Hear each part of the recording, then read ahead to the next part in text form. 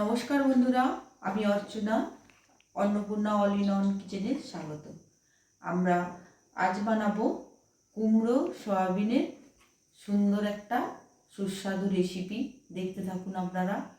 ওই জন্য আমি সয়াবিন নুন জল দিয়ে গরম করে 5 মিনিট ধরে ফুটিয়ে রেখেছি সয়াবিনটা। আর কুমড়ো কেটে ধুয়ে রেখেছি, কুমড়ো আর আলু। মশলা নিয়েছি হলুদ গুঁড়ো, জিরে গুঁড়ো, লঙ্কা গুঁড়ো আর কাশ্মীরি লঙ্কা গুঁড়ো আর 5 ফোড়ন আর নুন। এই নিয়ে কুমড়ো সয়াবিনের সুস্বাদু রেসিপি তৈরি করার জন্য আমি কড়া বসিয়ে দিলাম। গ্যাসটা জ্বেলে নিচ্ছি।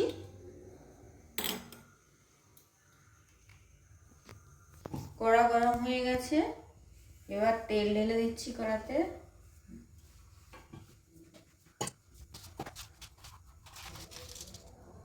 তেল গরম হয়ে গেছে, 5 ফোড়ন দিয়ে দিলাম।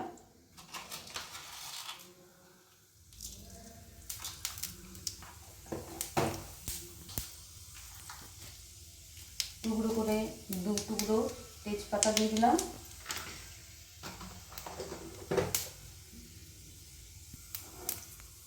এরপর সয়াবিনগুলো জল থেকে নিতে এর সামনে দিয়ে দিচ্ছি তেলের উপর।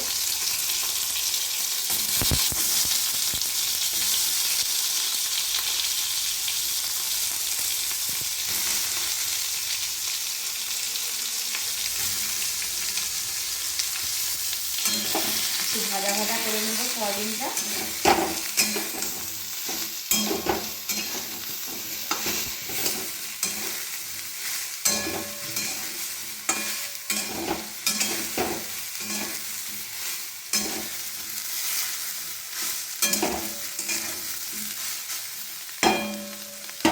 সয়াবিনটা লাল লাল করে ভাজা হয়ে গেছে, এবার কুমড়োটা দিয়ে দেবো।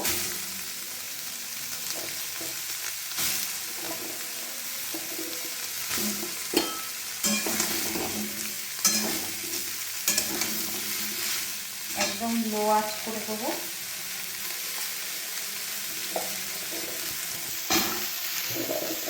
আলু আর কুমড়ো কেটে ধুয়ে রাখা ছিল, এগুলো এবার একটু ভাজা ভাজা করে নেব।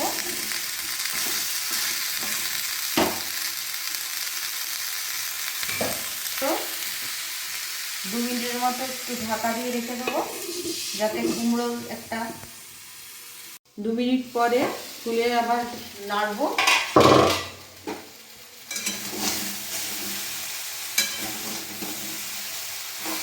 কুমড়োর একটা রস ভাব, এটা একদম শুকিয়ে গেছে। এরপর আমি মশলা দেব।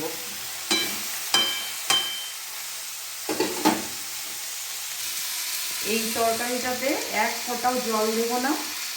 এবার নুন দিয়ে দিলাম 2 চামচ।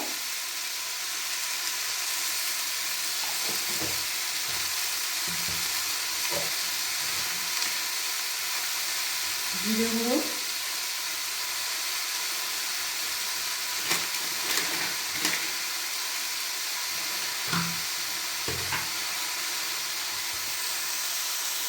হলুদ গুঁড়ো,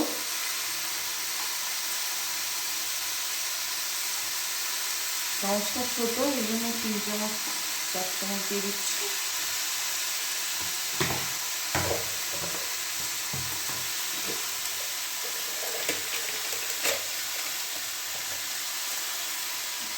একটুখানি লঙ্কা গুঁড়ো,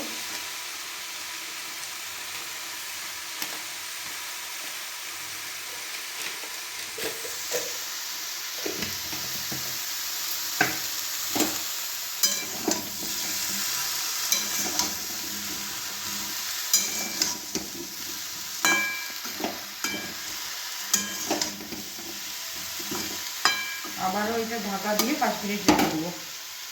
ঢাকা দিয়ে দিলাম, এইভাবে ঢাকা খুললাম,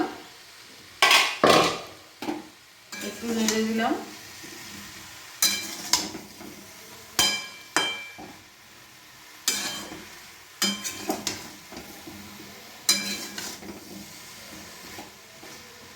এরপর এতে 1 চামচ গুড় দিয়ে দিই।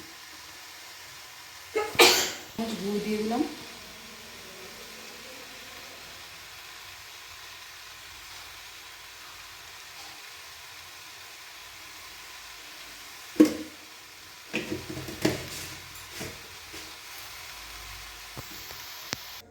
এবার গ্যাসের ফ্লেমটা একটু বাড়িয়ে ঢাকা দিয়ে দিলাম।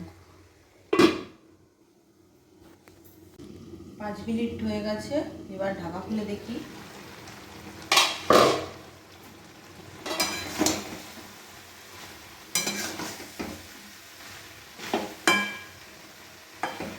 কুমড়ো আলু সেদ্ধ হয়ে গেছে, একটু নাড়াচাড়া করে নেবো।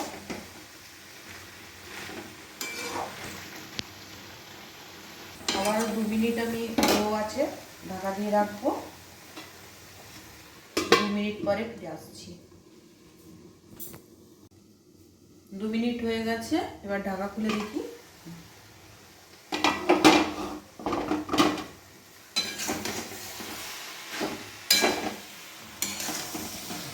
রেডি হয়ে গেছে সয়াবিন আর কুমড়োর সুস্বাদু রেসিপি তৈরি হয়ে গেছে। এবার গ্যাসটা বন্ধ করে দিচ্ছি।